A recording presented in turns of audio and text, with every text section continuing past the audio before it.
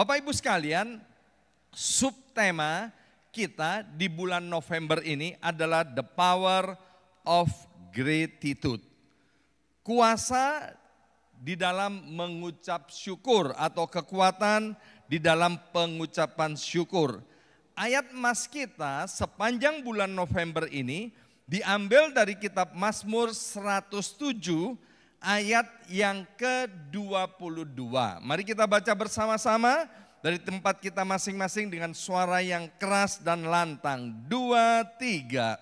Biarlah mereka bersyukur dengan membawa persembahan dan mewartakan perbuatannya dengan lagu-lagu gembira. Sekali lagi dengan lebih keras lagi, 2, 3. Biarlah mereka bersyukur dengan membawa persembahan dan mewartakan perbuatannya dengan lagu-lagu gembira.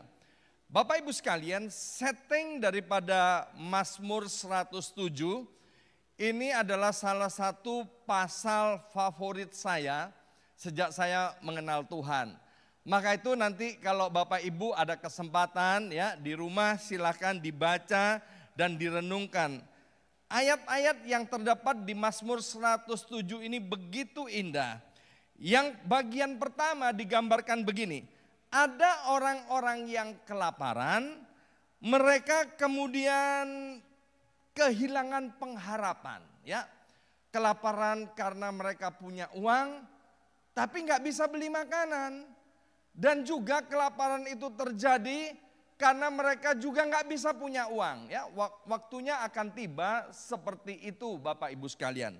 Dan Alkitab bilang orang-orang yang seperti ini kemudian karena mereka tidak punya pengharapan lagi, mereka hidupnya penuh dengan kesusahan. Ya, puji Tuhan sampai hari ini kita masih dipelihara oleh Tuhan.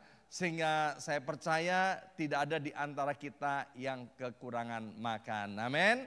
Nah, Alkitab bilang kemudian orang-orang yang kehilangan pengharapan ini karena mereka nggak bisa makan. Dan kemudian orang-orang ini berseru-seru kepada Tuhan. Dan luar biasa, Tuhan membebaskan mereka dari kesesakan. Kemudian hal yang kedua dicatat di dalam Mazmur 107 ini. Ada orang-orang yang hidup di dalam kegelapan. Ada orang-orang yang hidup di dalam penjara karena kesalahan dan perbuatan mereka sendiri. Beberapa tokoh perjanjian baru, mereka masuk penjara, mereka tinggal di dalam penjara, mereka dipenjara karena mereka mengabarkan Injil. Tapi Mazmur 107 ini berbicara tentang orang-orang yang memberontak kepada Tuhan. Mereka tidak taat kepada firman Tuhan sehingga mereka tidak punya masa depan. Hidupnya penuh dengan kegelapan, hidupnya susah. Bahkan dikatakan mereka kerja keras tetapi tidak ada hasilnya. Dan sekali lagi, ayat-ayat di dalam Mazmur 107 itu berkata, orang-orang ini berseru-seru kepada Tuhan dan Tuhan membebaskan mereka dari kesesakan. Bukankah Tuhan kita luar biasa? Amin. Dan kemudian setting yang ketiga dari Mazmur 107 diceritakan ada orang-orang yang berbuat dosa sehingga kemudian mereka jatuh sakit.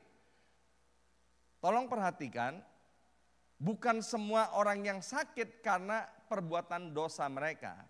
Tapi Mazmur 107 ini berkata ada orang-orang yang berbuat dosa dan kemudian mereka jatuh sakit. Dan maaf, ayat itu bilang begini, mereka muak terhadap makanan. Ya, mungkin disajikan berbagai hidangan makanan, tapi mereka muak, mereka enggak kepingin makan. Ya, bahasa Jawanya enek gitu Bapak Ibu sekalian. Dan yang luar biasa, ketika orang-orang ini berseru-seru kepada Tuhan, Tuhan menyembuhkan. Dan kemudian setting yang keempat dari Mazmur 107 berbicara tentang pengusaha. Ada pengusaha-pengusaha Bapak Ibu sekalian, mereka pusing 7 keliling, dikatakan mereka hilang akal ya. mau kerja apa mereka nggak tahu karena semua panen-panen usaha mereka tidak menghasilkan. Dan ketika mereka dalam keadaan pusing, mereka berseru-seru kepada Tuhan, dan yang luar biasa, Tuhan menolong mereka, melepaskan mereka dari kesesakan. Bahkan dikatakan di Mazmur 107 itu, padang gurun diubahnya menjadi kolam air. Wow, keren banget ya. Padang gurun diubah menjadi kolam air dan tanah kering menjadi mata air. Itu cerita tentang orang-orang yang berdosa dan akibatnya. Bapak Ibu sekalian, kita harus yakin bahwa kita dulunya memang orang-orang berdosa. Dan oleh karena kita beriman percaya kepada Tuhan Yesus hari ini, kita ini adalah orang-orang yang dibenarkan oleh Allah. Amin. Bukan karena usaha kita, bukan karena kuat gagah kita, bukan karena kebaikan kita, tidak ada usaha kita sama sekali. Tapi karena iman kita dan kepercayaan kita kepada Yesus Kristus, maka kita dibenarkan.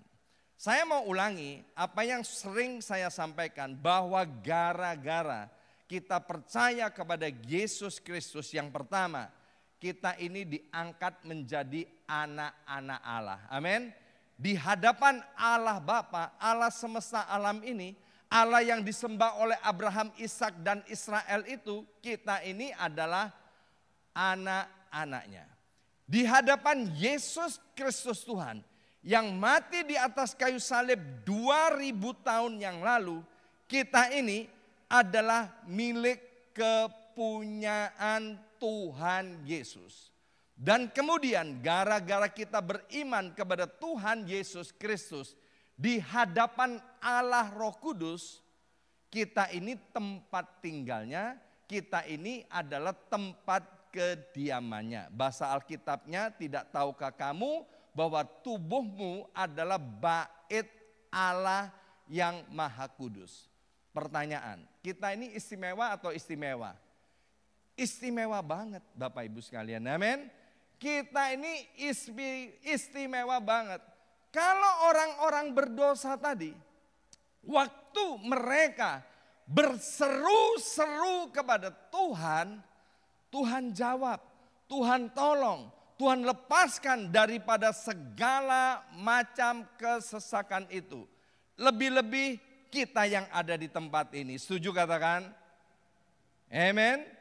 Percayalah, tahun 2023 seperti yang kita sudah canangkan sejak awal di bulan Januari, tahun revival. Kita akan segera meninggalkan tahun 2023.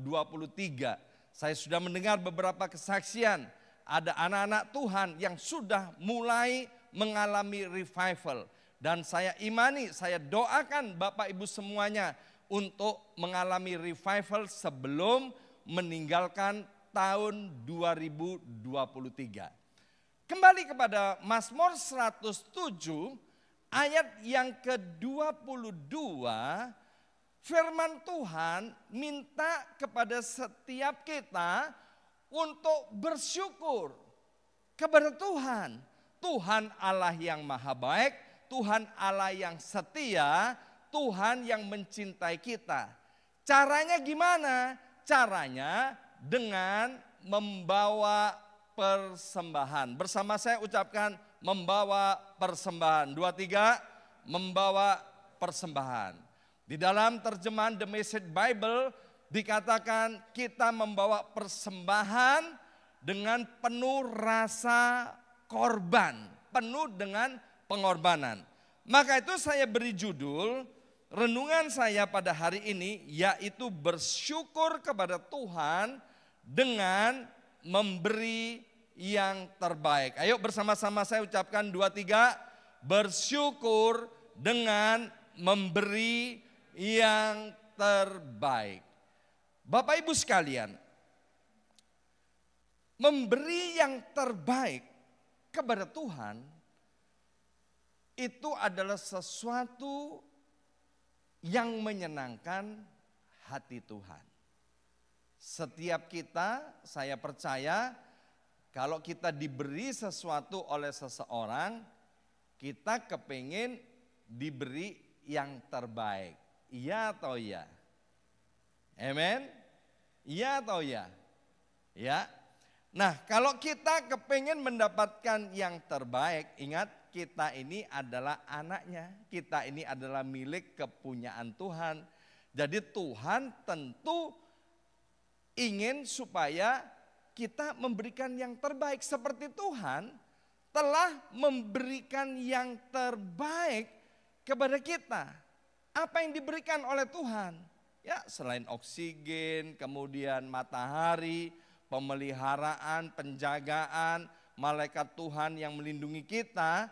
Selain daripada itu Tuhan memberikan yang terbaik, yaitu anaknya sendiri yang bernama Yesus Kristus Tuhan. Amin. Sehingga kita oleh karena Yesus Kristus kita tidak binasa, melainkan kita beroleh hidup yang kekal. Nah, Alkitab mencatat ada seorang janda miskin. Dan yang luar biasa, Tuhan Yesus kepo banget waktu itu, ya.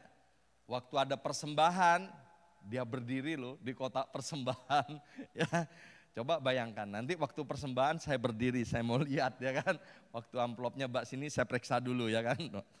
Baru masukin. Nah, Tuhan Yesus itu, ya kan, waktu itu belum ada amplop, jadi dia bisa tahu loh orang ngasih persembahan berapa, ya. Dan di situ dicatat ada seorang janda tua, itu membawa persembahan 2 peser, yaitu 1 duit, ya. Waktu janda miskin ini membawa persembahan dan memasukkan persembahan itu, nggak tahu bunyinya apa, kelining atau kelontang. Tuhan bilang stop, persembahan di stop. Sini murid semua, kumpul sini. Lihat ini, persembahan daripada janda miskin ini. Dia telah memberikan yang terbaik. Alkitab juga mencatat tentang seorang wanita yang berdosa, pelacur. Namanya adalah Maria. Ketika Maria mengalami perjumpaan dengan Tuhan, maka dia membawa minyak yang harganya Alkitab bilang 300 dinar itu. Dipecahkan di hadapan Tuhan Yesus dan kemudian kakinya Tuhan Yesus diminyaki oleh minyak yang harganya 300 dinar itu. Kalau 300 dinar itu hari ini itu sama dengan upah 300 hari kerja, ya. Upah 300 hari kerja, semuanya dituangkan di kaki Tuhan Yesus. Dan Tuhan Yesus bilang, kapan saja Injil diberitakan, maka apa yang diperbuat oleh Maria ini, pelacur yang berdosa ini, yang mengalami Tuhan, akan selalu dikhotbahkan atau diingat di mana-mana. Karena Maria ini setelah ketemu dengan Tuhan Yesus, dia memberi persembahan yang terbaik. 1 Tawarikh pasal 21 ayat 24 sampai dengan ayat 26. Tetapi berkatalah Raja Daud kepada Ornan, bukan begitu, melainkan aku mau membelinya dengan harga penuh. Sebab aku tidak mau mengambil milikmu untuk Tuhan. Dan tidak mau mempersembahkan korban bakaran dengan tidak membayar apa-apa. Maka Daud memberikan kepada Ornan sebagai bayaran tempat itu emas seberat 600 sikal. Emas seberat 600 sikal, ya, berapa kilo begitu Bapak Ibu sekalian. Lalu Daud mendirikan di sana, di atas tanah itu, mezbah bagi Tuhan, mempersembahkan korban bakaran dan korban keselamatan dan memanggil Tuhan. Maka Tuhan menjawab dia dengan menurunkan api dari langit ke atas mezbah korban bakaran itu. Memberi yang baik dan terbaik itu adalah gaya hidup seorang raja. Seorang raja dapat diakui bahwa dia itu benar-benar raja, yaitu melalui pemberiannya. Ayat yang kita baca itu kisah tentang tulah yang menimpa Israel. Kemudian Daud meminta kepada salah satu penduduk di tempat itu, yaitu bernama Ornan. Dia bilang begini, Ornan, aku mau beli tanah milikmu ini karena tanahmu ini cocok sekali untuk dibangun bait Allah di atasnya. Kemudian Ornan, dia seorang yang cinta Tuhan, dia bilang begini, Raja, gak usah beli, aku beri aja. Aku beri nih cuma-cuma tanah ini. Kemudian Daud luar biasa, dia bilang begini, jangan Ornan, aku tidak mau memberikan kepada raja tanpa aku membayar. Jadi terimalah uang pembayaran untuk tanah ini. Ya, ini gaya hidup apa? Seorang raja. Seorang raja tidak mau yang gratisan. Saya sedih Bapak Ibu sekalian ya, kalau ada jemaat kemudian ada yang jual makanan di tempat ini. Ya, katanya sekarang harga pasaran satu kotak nasi kremes atau nasi campur berapa Pak Kwang? $12 atau $14. Saya bilang kepada jemaat yang jualan ya, posting aja di grup ya. Kami sangat mensupport usaha daripada jemaat. Tapi ada orang-orang yang pelit. Saya lihat dulu. Oh enggak ada dia, enggak ada di sini dia. Enggak ada, ya kan? Ada yang pelit loh. Dia tega loh, dia bilang begini. Masa sesama jemaat harganya segitu? Diskon dong $2 katanya. Aduh, emangnya $2 bisa bikin istana?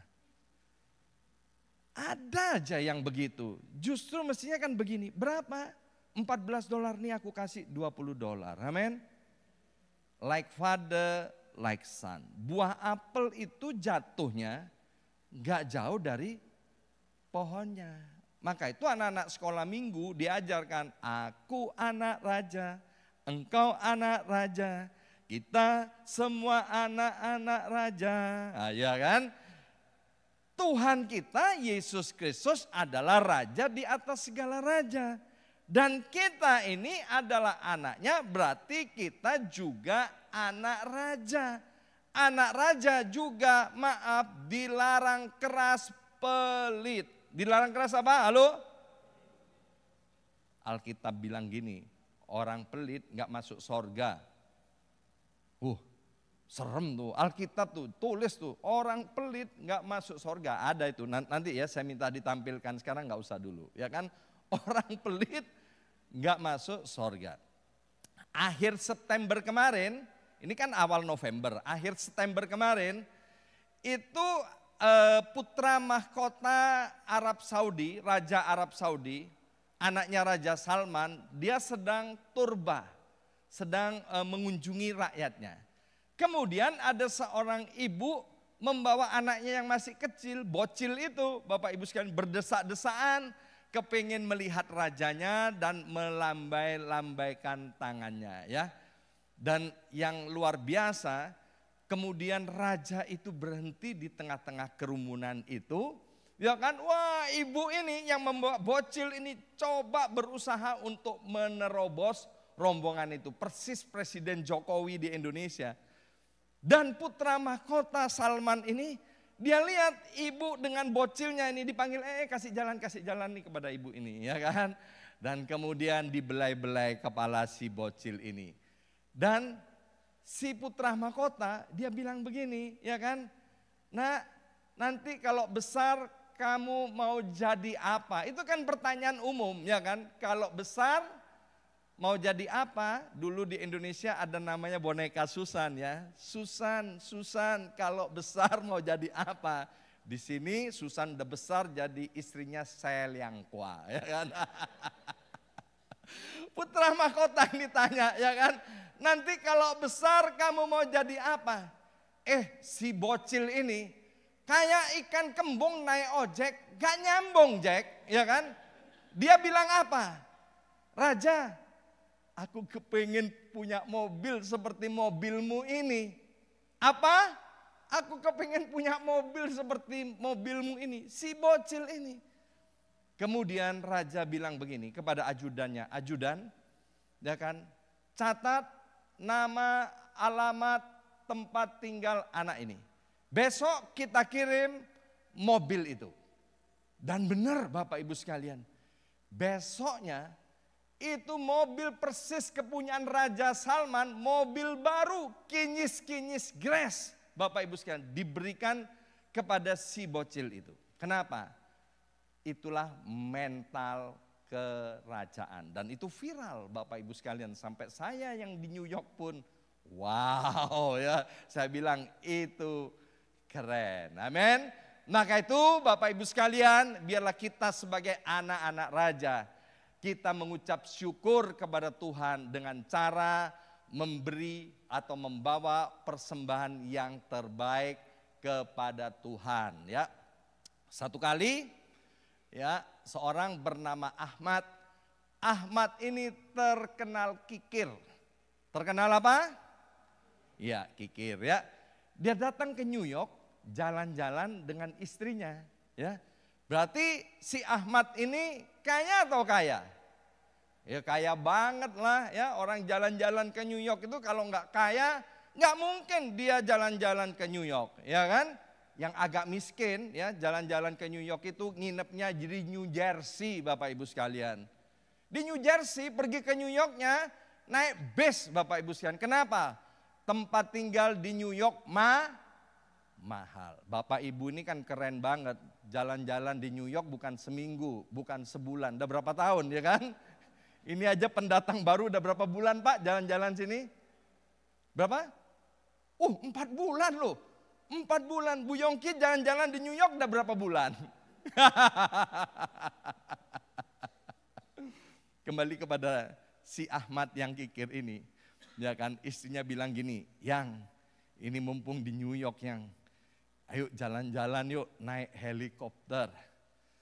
Si Ahmad yang pelit ini dia bilang, jangan Yang, mahal naik helikopter. Alah Yang, mumpung kita di New York, paling berapa seorang cuman 150 Yang, 2 orang kan 300, enggak, mahal. Tapi si istrinya ngerengek. Ini the power of ngerengek, ya kan? Akhirnya si Ahmad luluh hatinya, ya kan? Dia pergi ke South Seaport, saudara, dan kemudian dia bilang begini, boleh enggak $100 ya? Hebat juga ya kan? Dan pilotnya kasihan, dia bilang, ya udah deh enggak apa-apa deh $100. Tapi ada syaratnya. Apa syaratnya? Syaratnya nanti kamu kalau di atas kamu enggak boleh keluarkan sepatah kata saja. Jadi kamu enggak boleh bilang wow ya. Misalnya keren atau apa, pokoknya kamu nggak boleh bilang. Pokoknya kamu harus tutup mulut.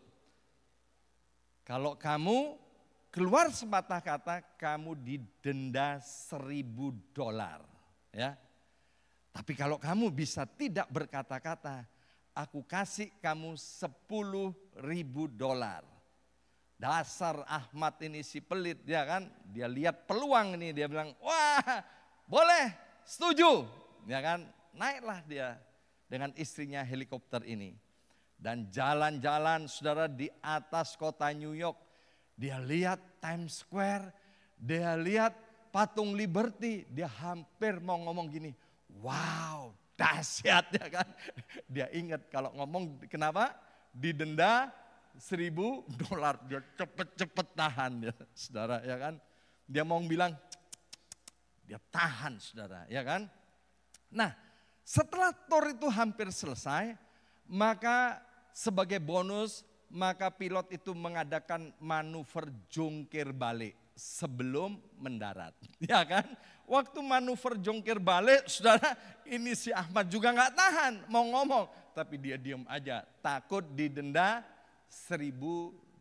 Dasar pelit, maunya dapat $10.000. Akhirnya helikopter mendarat dengan selamat. Pilotnya dia bilang, kamu nih hebat ya. Kamu itu bisa nggak ngomong sama sekali. Ahmad dalam keadaan pucat, gemeter, dia bilang begini, ya kan? Sebetulnya aku mau ngomong. Terus pilotnya tanya, mau ngomong apa? Aku mau ngomong istriku jatuh katanya.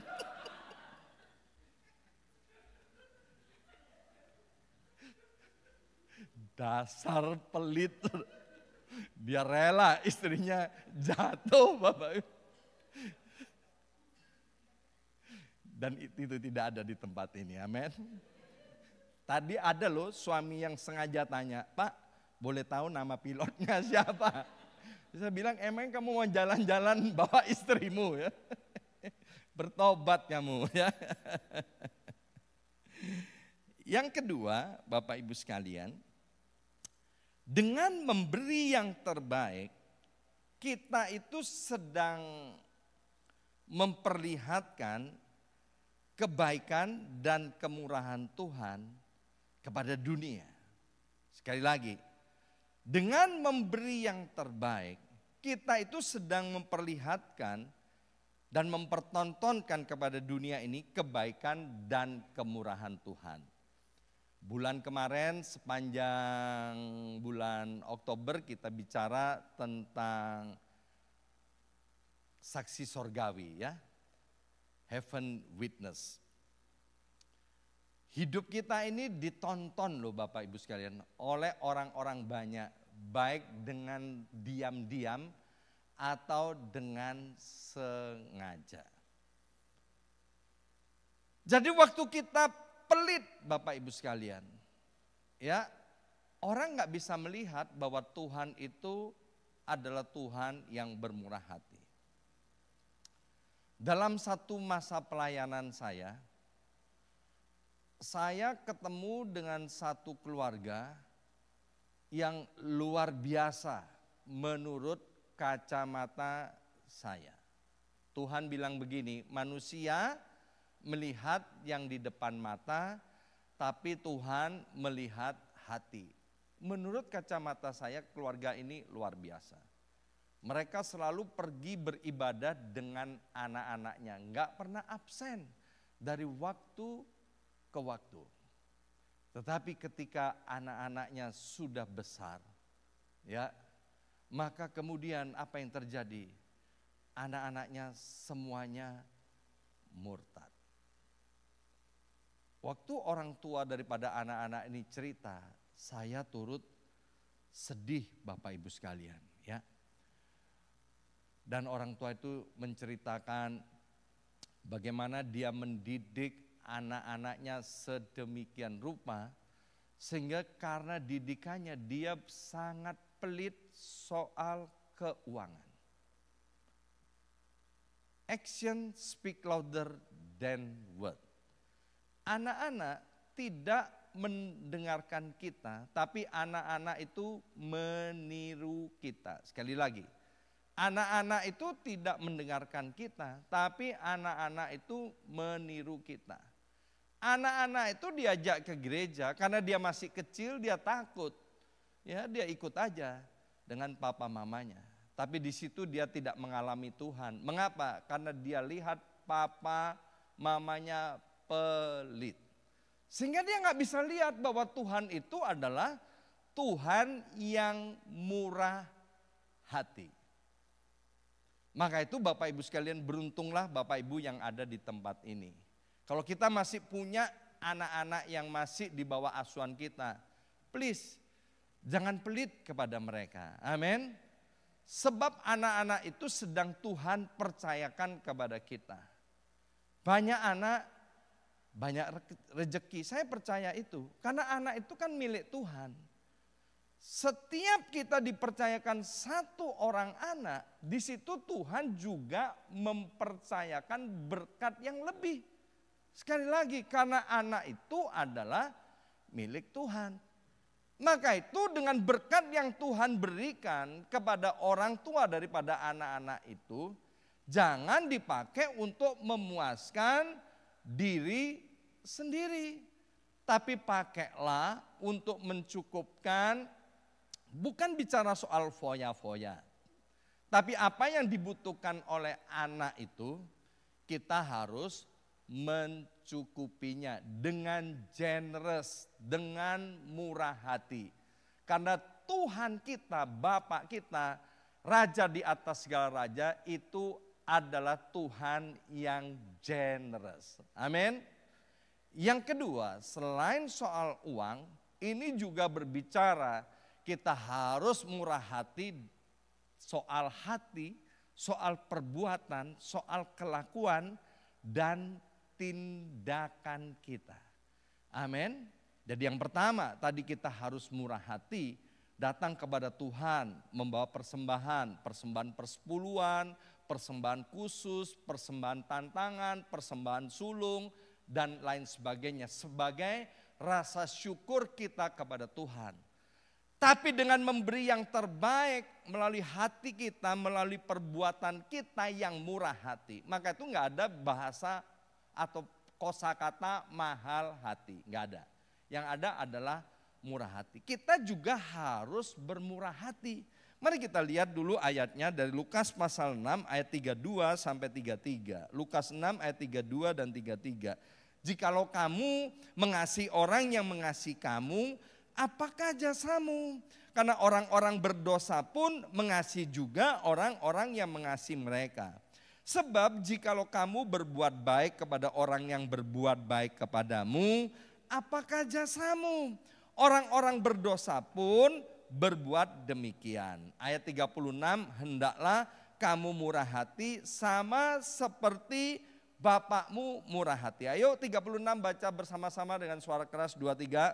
Hendaklah kamu murah hati sama seperti Bapakmu murah hati. Ya, itu nanti Bapak Ibu bisa baca ayat-ayat yang di atasnya. Kita ini beda dengan dunia. Saya selalu katakan begini, melakukan firman Tuhan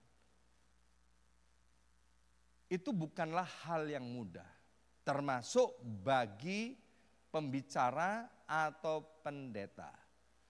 Alangkah mudahnya kita mengucapkan firman Tuhan, menghafalkan ayat-ayat firman Tuhan, mencatat khotbah atau mengkhotbahkan itu adalah hal yang mudah.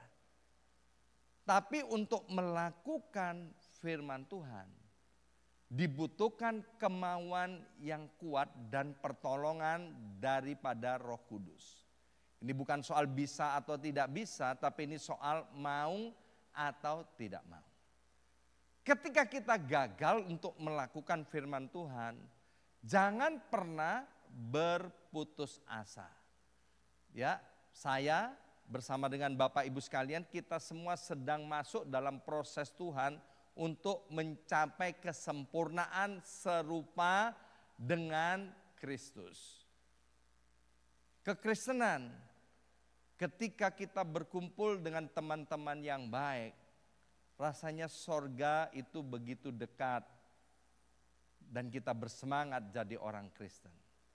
Tetapi ingat Bapak Ibu sekalian, di antara orang-orang yang ada di sekeliling kita, ada yang Tuhan pakai untuk menjadi alatnya membentuk kita supaya kita itu digesek satu dengan yang lainnya. Amin. Besi menajamkan besi, manusia menajamkan sesamanya. Termasuk suami istri, orang tua anak, menantu mertua, dan kita di antara teman sekerja, teman segereja, teman sepermainan, teman sekolah, atau kita di tempat bisnis, kita akan mengalami yang namanya pembentukan daripada Tuhan. Ayat-ayat tadi yang kita baca, Tuhan mau kita bersikap murah hati. Memang kita sakit, tersinggung, membuat kita nggak bisa tidur, makan tak enak, tidur tak nyenyak. Ingat kamu, bukan karena cinta, enak. Dan itu kalau terus-terusan Bapak Ibu sekalian, kita bisa kena kanker liver loh. Tapi jangan dibalik ya, ada orang yang kanker liver, ini pasti kepahitan. Enggak, tapi saya mau katakan kalau Bapak Ibu sekalian hidupnya begitu, pasti nanti kena kanker hati, kanker liver. Karena Bapak Ibu sedang dipukuli oleh yang namanya algojo, persis yang ditulis di dalam Alkitab. Maka itu Bapak Ibu sekalian, kita itu harus murah hati. Sehingga orang-orang akan melihat kebaikan dan kemurahan hati Tuhan. Sehingga hal ini menarik banyak orang bisa datang kepada Kristus Yesus Tuhan.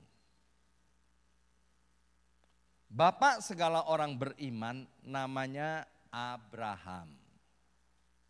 Di sini ada Abraham Kantono, anak muda, pemimpin segala orang beriman. Amin. Abraham yang di Alkitab itu, bapak segala orang beriman, dia ngajak ponakannya yang bernama Lot. Ayo Lot, ikut aku yuk. Lot tahu Abraham itu pamannya baik hati, murah hati, dan beriman.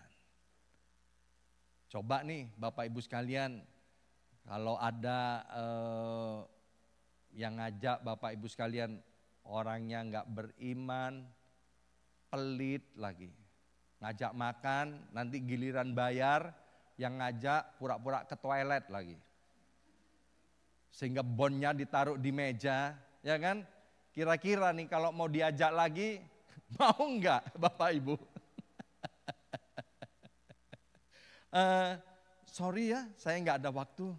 Nanti kalau aku ada waktu, aku akan kabari kamu. Kalau aku belum kabarin kamu, kamu jangan ajak aku. Itu kan keren banget alasannya, ya kan? Tingkat dewa, tingkat tinggi. Kalau kita nggak berpendidikan tinggi, kita kan bilang ini, males lu pelit.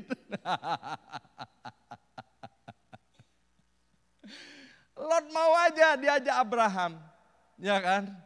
Dan luar biasa, itu Abraham memang orang hoki Bapak Ibu sekalian. Dalam perjalanan diberkati Tuhan luar biasa. Akibatnya apa? Abraham ini kan bapak segala orang beriman. Dia hatinya luar biasa, murah hati banget. Itu Lotnya kecipratan Bapak Ibu sekalian. Dikasihin berkat-berkat sama Abraham sehingga Lot jadi kaya raya. Dan pegawainya kemudian ikut-ikutan jadi banyak. Lot itu dari yang nothing ini menjadi something, dari nobody menjadi somebody. Lot itu. Kemudian Abraham lihat gini, wah ini nggak baik ini. Ya kan, karena pegawainya Abraham kemudian bertengkar dengan pegawainya Lot. Ya, karena udah saking banyaknya sama banyaknya, ya kan. Waktu masih sama-sama miskin, itu kan paling gampang akur dan rukun, ya kan. Ya ini nggak ada di tempat ini. Semua orang BMC baik-baik. Ketika diberkati tetap rukun suami istri, amin. Ketika diberkati dengan orang lain juga rukun ya. Nah kemudian karena bertengkar Abraham bilang gini, Lot gini aja deh. Kita memisahkan diri ya. Kamu sekarang pilih Lot ya. Pilih nih, kamu mau kemana? Kalau kamu ke utara, aku ke selatan. Kalau kamu ke timur, aku ke barat. Kalau kamu pilih ke depan sana, aku pilih yang belakang. Ya, dalam pengalaman hidup saya, kalau saya disuruh milih duluan, pasti milih yang terbaik. Benar atau benar? Kalau Bapak Ibu kira-kira kalau disuruh milih ini ada 10 hadiah, ya kan? Kira-kira pilih yang paling baik atau yang paling jelek? Ya pasti pilih yang paling baik. Lot juga begitu, ya. Lot karena dia juga manusia, Bapak Ibu sekalian, ya. Maksud daripada cerita ini, Abraham adalah orang yang murah hatinya. Amen. Abraham itu adalah seorang yang murah hatinya. Kita lihat yang namanya Yusuf penguasa Mesir itu. Yusuf penguasa Mesir. Orang dua di Mesir, pimpinan tertinggi adalah Fir'aun. Ketika saudara-saudaranya Yusuf datang ke Mesir, dia nggak tahu bahwa orang yang sedang dihadapi itu adalah Yusuf saudaranya yang dia pernah telanjangi 30 tahun yang lalu, yang dia masukkan ke dalam sumur 30 tahun yang lalu. Itu saudara-saudaranya nggak tahu kalau itu adalah Yusuf yang sedang berjumpa dengan dia. Yusuf menderita, dia dimasukkan ke penjara, dia difitnah dan lain sebagainya. Itu adalah penderitaan dari kehidupan Yusuf. Hari itu Yusuf tahu itu adalah saudara-saudaranya. Dia dapat melihat dengan jelas. Dari logatnya, dari suaranya, dia tahu itu adalah saudara-saudaranya. Hari itu ada pilihan buat Yusuf. Mau menangkap saudara-saudaranya, di penjara, dihukum mati. Yusuf punya kuasa. Tapi Yusuf tidak mau lakukan itu. Dia bermurah hati. Dia punya kesempatan untuk balas dendam. Tapi dia tidak mau lakukan itu. Tuhan mau setiap kita mempersembahkan syukur kepada Tuhan. Dengan cara gimana? Selain membawa persembahan, biarlah kita bermurah hati. Dan yang terakhir,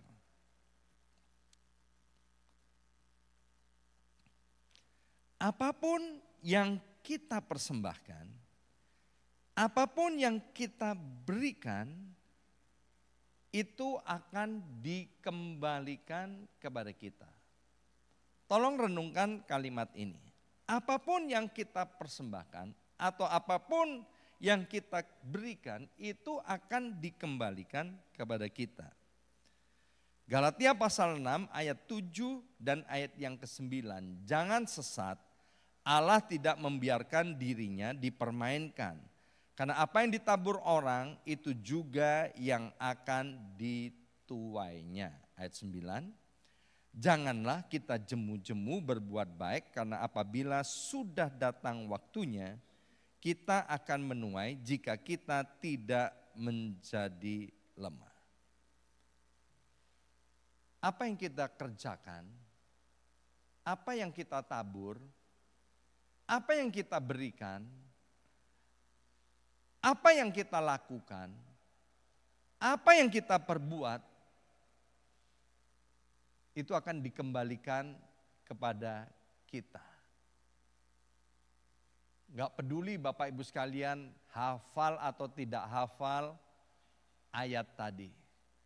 Gak peduli Bapak Ibu sekalian orang Kristen atau bukan orang Kristen.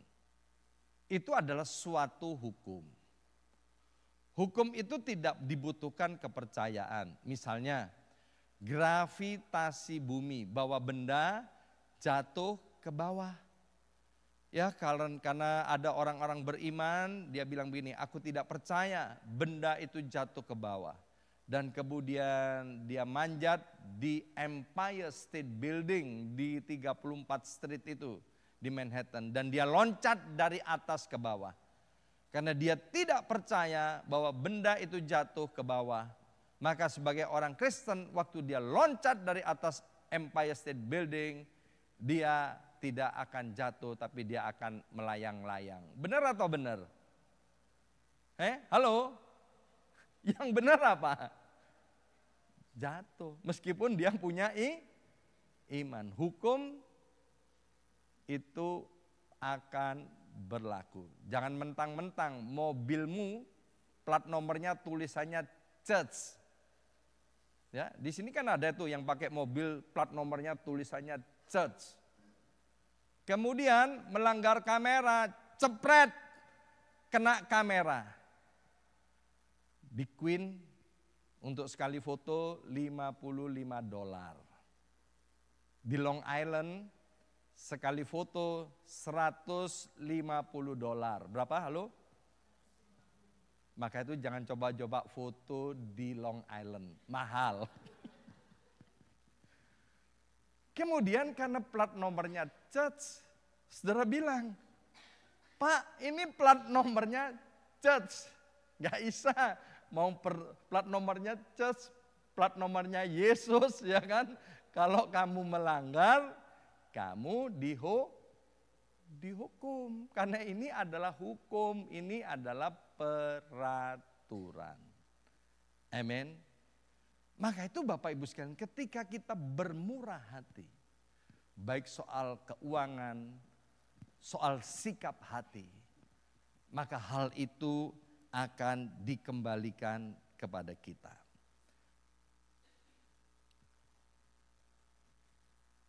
Bapaknya Yusuf itu namanya Israel. Dulu namanya Yakub, kemudian namanya suruh ganti jadi Israel. Israel ini nggak tahu kalau Yusuf masih hidup, ya. Maka itu dia bilang gini, waktu Benyamin itu adiknya Yusuf, diminta kan sama Yusuf. Aku minta tuh adikku tuh yang namanya Benyamin bawa ke sini. Itu yang namanya Israel, nangis saudara, gerung-gerung dia. Nangis apa ya? Histeris. Dia bilang gini kepada anak-anaknya, aku sudah kehilangan Yusuf, masa sekarang aku mau kehilangan Benyamin? No way. Aku nggak akan pernah izinkan untuk Benyamin ini pergi dari rumahku. Tapi akhirnya dirayu, diyakinkan oleh anak-anaknya yang lain. Dan Israel ini merelakan memberikan Benyamin yang dicintai, yang dikasihi, Benyamin yang bernilai begitu tinggi di hadapan Israel itu. Akibatnya apa?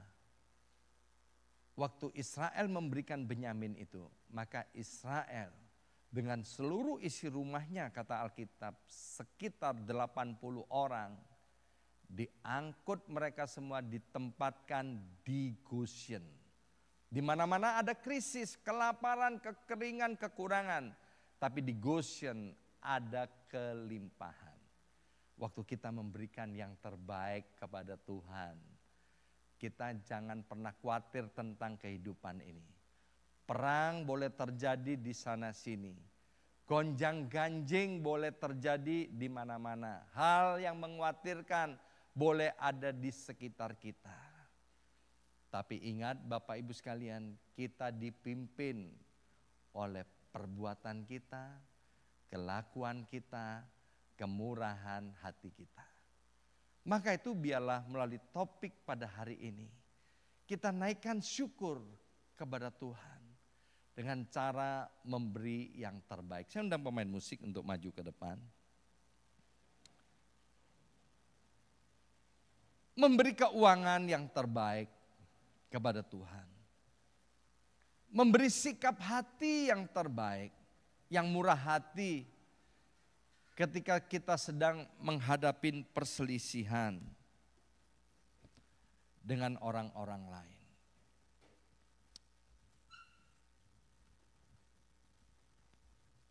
Saya percaya kita ada di tempat ini karena Tuhan mencintai dan mengasihi kita. Tuhan mau setiap kita mengalami revival yang daripada Tuhan.